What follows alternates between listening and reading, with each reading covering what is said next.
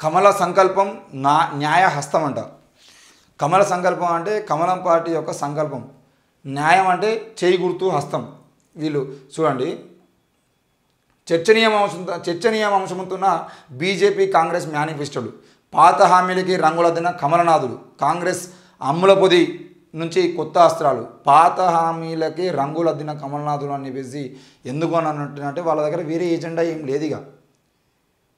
ఉన్న పాత ఎజెండాలు ఏవైతే ఉన్నాయో ఆ ఎజెండాలలో ఒక రామ మందిర నిర్మాణం అనేది మాత్రమే పక్కకు పెట్టి మిగతా అన్నిటికీ రంగులద్దిరు, పేర్లు మార్చిరు అంతే. ఈరోజు కదా హైదరాబాద్ పేరు భాగ్యనగర్ మారుస్తామని చెప్పేసి ఏ విధంగా అయితే చెప్తారో అట్లాంటివే వీళ్ళు చేసిరు తప్ప కొత్త ఏం లేవు. ఇక చూసినట్లయితే సార్వత్రిక ఎన్నికల సమరానికి సిద్ధపడుతున్న బీజేపీ కాంగ్రెస్ పార్టీలు ఇప్పటికే తమ మేనిఫెస్టోలను ప్రజల ముందు ఉంచాయి. కాంగ్రెస్ తన ఎన్నికల ప్రణాళికకు న్యాయపత్ర అని పేరు పెట్టింది. బీజేపీ తన మేనిఫెస్టోకు సంకల్ప పత్ర అని విడుదల చేయడానికి 10 రోజుల ముందే కాంగ్రెస్ తన ప్రణాళికను ఓటర్లకు చేర్చింది. ఈ రెండు ప్రణాళికలను పరిశీలిస్తే ప్రధాన రాజకీయ ప్రత్యర్థులైన బీజేపీ కాంగ్రెస్ పార్టీలు సార్వత్రిక ఎన్నికలను ఎలా చూస్తున్నాయో అర్థమవుతుంది. ఓటర్లపై ప్రభావం చూపేందుకు, సానుకూల ఫలితాలు రాబట్టేందుకు రెండు పార్టీలు ప్రయత్నిస్తున్నాయి. రాజకీయ పార్టీలు వరాల జల్లులు కురిపిస్తూ ఓటర్లను బుట్టలో వేసుకునేందుకు శతవిధాలా ప్రయత్నిస్తూనే ఉంటాయి. కాంగ్రెస్ పార్టీ తన అమ్ముల పొది నుంచి అనేక వరాల అస్త్రాలను బయటకు తీసింది. బీజేపీ మాత్రం గతంలో తాను ఇచ్చిన హామీలని గుర్తు చేస్తూ వాటి అమలును కొనసాగిస్తామని చెప్పుకొచ్చింది. కొనసాగిస్తామంటే ఇన్ని రోజుల పాటు చేయలేదు. ఇది క్లియర్గా మీరు అర్థం చేసుకోవాల్సిన అవసరం ఉంది. ఎందుకనంటే ఇన్ని రోజుల పాటు వాళ్ళు ఇచ్చినటువంటి హామీలు నెరవేర్చకపోవడం వల్ల ఆ హామీల్ని ఇప్పుడు అధికారంలోకి వస్తే నెరవేరుస్తాము, మీ అకౌంట్లో 15 లక్షలు వేయడం కానీ, లేదంటే మీ అందరికీ దేశవ్యాప్తంగా మీ అందరికీ ఏదో ఒక పథకాన్ని తీసుకొచ్చి మీ జీవితాలు బాగు చేస్తామని చెప్పడం కానీ, గ్యాస్ ధర తగ్గిస్తామని చెప్పేసి కానీ, పెట్రోల్ ధరలు తగ్గిస్తామని చెప్పేసి కానీ, లేదంటే నల్లధనాన్ని వెనక్కి తీసుకొస్తామని చెప్పడం కానీ, మొత్తం కూడా ఈరోజు మాటలకే పరిమితం అయిపోయారు. కాబట్టి వాటన్నిటిని ఇప్పుడు అధికారంలోకి వస్తే చేస్తామని చెప్పేసి వాళ్ళు చెప్తా ఉన్నారు. ఇక కాంగ్రెస్ మేనిఫెస్టోలో రాష్ట్రాల ప్రణాళికలు. నరేంద్ర మోడీ నేతృత్వంలోని కేంద్ర ప్రభుత్వంపై కాంగ్రెస్ తన మేనిఫెస్టోలో పలు విమర్శలు సంధించింది. బీజేపీ మాత్రం పాడింది పాటరా పాస్వాన్ల దాసరా అన్నట్టుగా చందంగా 2047 నాటి భారత్ను సంపన్న దేశంగా తీర్చిదిద్దామని తెలిపింది. 2047 నాటికి ఈ దేశాన్ని సంపన్న దేశంగా తీర్చిదిద్దాడు. ఎక్కడ తీర్చిదిద్దా? మీకు 10 ఏళ్ళ టైం ఇస్తేనే 10 ఏళ్ళలో ఉన్న దేశ సంపదను మొత్తం తీసుకుపోయి మీరు కార్పొరేట్ల చేతిలో పెట్టినటువంటి పరిస్థితి మీ పార్టీది. ఈ రోజు వరకు నీరవ్ మోడీ మీద కానీ, లలిత్ మోడీ మీద కానీ మీరు కేసులు నమోదు చేసి వాళ్ళని తీసుకొచ్చి ఆ డబ్బుల్ని మళ్ళీ వెనక్కి తీసుకున్నారంటే వాళ్లకు రుణమాఫీ చేసిరు. లక్షల కోట్ల రూపాయల విలువ చేసేటువంటి అక్రమ సంపాదన చేసినటువంటి వ్యక్తులకి మీరు రుణమాఫీ చేసిరు. ఈ దేశంలో ఉన్నటువంటి పేదల కోసం మాత్రం మీరు చేసింది ఏం లేదు. పేదల మీద అధిక భారం. ఈరోజు పేటీఎం వాడితే ₹2 ఎక్స్ట్రా, ₹100 ఎక్స్ట్రా ఇస్తున్నారు. ఏటీఎంలు వాడేదంటే ఏటీఎంలో 3 ట్రాన్సాక్షన్ చేస్తే 4 ట్రాన్సాక్షన్ ₹100 కట్ చేస్తారు. డబ్బులు మినిమం బ్యాలెన్స్ లేకపోతే డబ్బులు కట్ చేస్తారు. ప్రతిదాన్ని ₹70 పెట్టరు, ₹110 వేస్తారు. ₹600 గ్యాస్ సిలిండర్ ₹1100 వేస్తారు, ₹1200 వేస్తారు.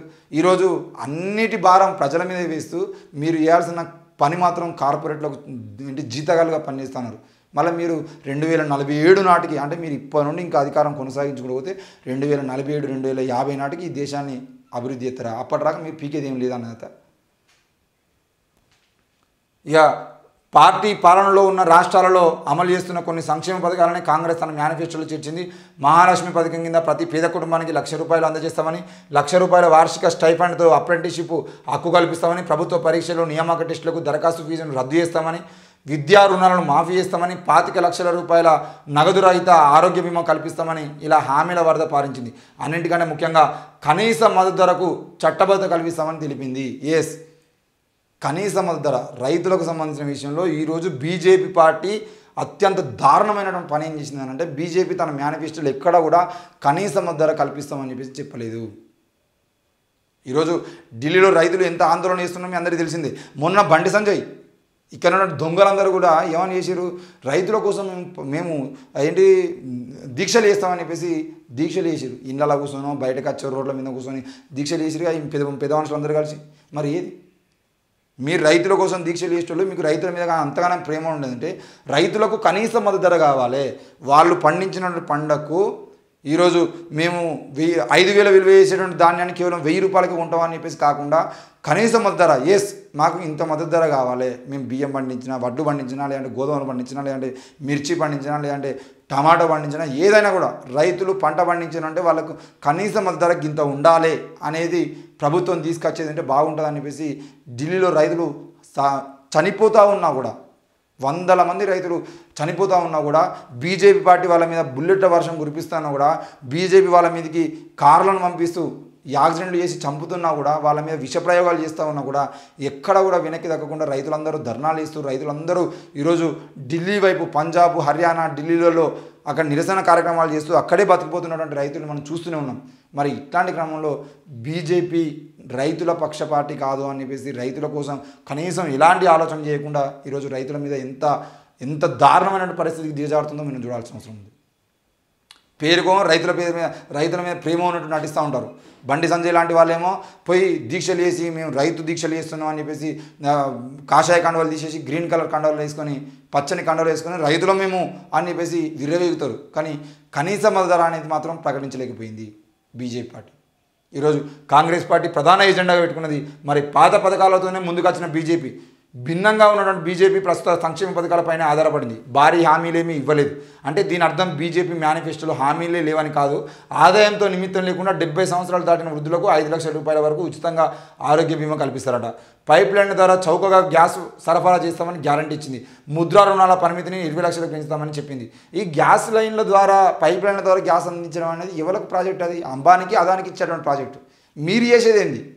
ఆ గ్యాస్ లైన్లు పైప్ లైన్ మొత్తం ప్రభుత్వమే వేసి ప్రభుత్వమే దగ్గరుండి గ్యాస్ మొత్తాన్ని ప్రభుత్వమే అందిస్తుందా, ప్రభుత్వ కంపెనీల ద్వారా అందిస్తుందా అంటే ఏం లేదు.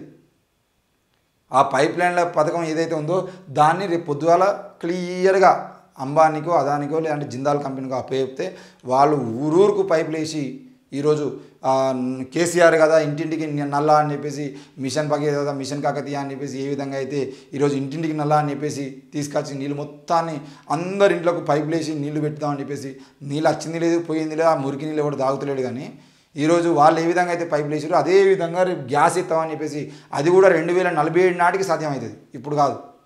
వీళ్ళు దేశవ్యాప్తంగా ఉన్నటువంటి ఇంటింటికి నల్లాలు తీసి ఇంటింటికి పైప్ లైన్ తీసి ఆ పైప్ లైన్ల ద్వారా గ్యాస్ వచ్చి ఆ గ్యాస్ వాడుకోవాలంటే ఆ గ్యాస్ కూడా ఇంటింటికి ఎత్తా అనేది ఫ్రీగా కాదు.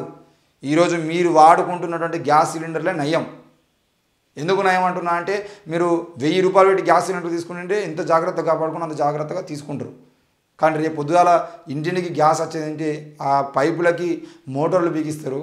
మీరు గ్యాస్ ఆన్ చేసిరు అని అంటే మీరు చిన్నగా పెట్టినా పెద్దగా పెట్టినా మీరు ఏ ఫ్లేమ్లో పెట్టినా కూడా మీటర్ మాత్రం తిరుగుతూనే ఉంటుంది. నెలకు 500 రూపాయలు 1000 రూపాయలు వస్తుంది బిల్లు అవసరమైతే. ఇప్పుడు 1000 రూపాయలు పెట్టి గ్యాస్ సిలిండర్ తీసుకునేదంటే మీకు 2 నెలల్లో 3 నెలల్లో వచ్చారంటే అవకాశం ఉన్నటువంటి పేద కుటుంబాలు కూడా మీరు పైప్ లైన్ ద్వారా గ్యాస్ వచ్చిందంటే మాత్రం నెలకు 1000 రూపాయలు బిల్లు వస్తుంది. కరెంటు బిల్లులు, ఈ గ్యాస్ బిల్లులు, ఈ నల్ల బిల్లులు ఇవన్నీ కట్టలేక ఆత్మహత్య చేసుకోవడం కూడా పరిస్థితి వస్తుంది. అసలు బీజేపీ మేనిఫెస్టోలో ఏం లేవు అంశాలుగా. బీజేపీ మేనిఫెస్టో అనేది దేనికి పనికిరానటువంటి మేనిఫెస్టో, చెప్పుకోవడానికి కూడా ఏం లేదు. రైతుల కోసం కానీ విద్యార్థుల కోసం కానీ ఉద్యోగాల కోసం కానీ యువత కోసం కానీ ఈ దేశంలో మహిళల కోసం కానీ వీళ్ళు చేసేది ఏం లేదు. మొత్తం కార్పొరేట్ చేతుల్లో ఈ దేశాన్ని పెట్టడం కోసం ఏం చేయాలో అంతా వాళ్ళు చేస్తారు. వాటి కోసమే పథకాలు పెట్టుకున్నారు తప్ప ఎట్టి పరిస్థితుల్లో కూడా 2 కోట్ల ఉద్యోగాలని చెప్పిండు 2014లో మన నరేంద్ర మోడీ. 2 కోట్ల ఉద్యోగాలు ఇప్పటివరకు వెళ్ళదు. ఆ 2 కోట్ల ఉద్యోగాల గురించి ఊసులేదు. అమ్ముతున్నటువంటి ప్రభుత్వ సంస్థలు ఏవైతే ఆ ప్రభుత్వ సంస్థలకు సంబంధించిన విషయంలో మరి నరేంద్ర మోడీ వచ్చిన తర్వాత ఈ దేశంలో ప్రభుత్వ సంస్థలు అన్నీ కూడా నష్టాల్లోకి పోతున్నాయి. ఎందుకు నష్టాల్లోకి పోతున్నాయి అనేది మాత్రం చెప్పడు. కేవలం వాటిని అమ్మడం కోసం నష్టాల్లోకి తీసుకుపోయి నష్టాలు వచ్చినాయని చెప్పేసి వీటిని అదానికి అంబానికి అప్పయ్యడం ప్రయత్నం చేస్తున్నాడు. మరి ఈ దేశంలో మళ్ళీ నరేంద్ర మోడీ కనుక అధికారంలోకి వస్తే తప్పకుండా పూర్తి స్థాయిలో ఈ దేశం మొత్తాన్ని ప్రైవేట్ పరం చేసి రాజ్యాంగాన్ని మార్చి తీసుకుపోయి ఈ దేశం మొత్తాన్ని అంబానీ అదాని చేతిలో పెట్టి వాళ్ళే రాజులు వేసి అంబానీ కొడుకును అదాని కొడుకును వాళ్ళని రాజుగా పెట్టి ఈ నరేంద్ర మోడీ కూడా వాళ్ళ దగ్గర బానిసలాగా ఉండేటువంటి ప్రయత్నం చేశారు తప్ప ఎట్టి పరిస్థితుల్లో ఈ దేశంలో మరి ప్రజాస్వామ్యం కాపాడే అవకాశం లేదు. ఈ నరేంద్ర మోడీ మళ్ళీ అధికారంలోకి వస్తే ప్రభుత్వ సంస్థలు అన్నీ కూడా ప్రైవేట్ అయిపోతాయి, ఉద్యోగాలు ఉండవు, ఉపాధి ఉండదు. మళ్ళీ మనందరం పోయి మిర్చి బజ్జీలు వేసుకోవాలి అని చెప్పేసి నరేంద్ర మోడీ చెప్తాడు. జిలేబీలు వేసుకొని బతకండి, మిర్చీలు వేసుకొని బతకండి, మీరు ఉపాధి చూసుకోండి, చిన్న చిన్న బండిలు పెట్టుకొని బండిల మీద గప్చుపులు అమ్ముకోండి అని చెప్పేసి చెప్తాడు. మనం సపోర్ట్ కొడతాం సిగ్గు లేకుండా. సో దయచేసి నరేంద్ర మోడీ సంబంధించిన విషయంలో బీజేపీకి సంబంధించిన విషయంలో మీరు అందరూ ఆలోచించాల్సిన అవసరం ఉంది. మేనిఫెస్టో కూడా రాసుకోలేనటువంటి పరిస్థితులు ఈరోజు బీజేపీ పార్టీ ఉంది. మరి అట్లాంటి క్రమంలో మీరు ఓటు వేసే ముందు మన దేశ బిడ్డల భవిష్యత్తు గురించి ఆలోచించి ఓటు వేయాలని చెప్పేసి కోరుతూ ఎట్టి పరిస్థితుల్లో కూడా రానున్న ఎన్నికల్లో బీజేపీ కనుక ఓటు వేస్తే ప్రజాస్వామ్యం కాదు, ఈ దేశంలో బతకడానికి బతుకుదెరువు కూడా ఉండదనే విషయాన్ని మనం అర్థం చేసుకోవాలి.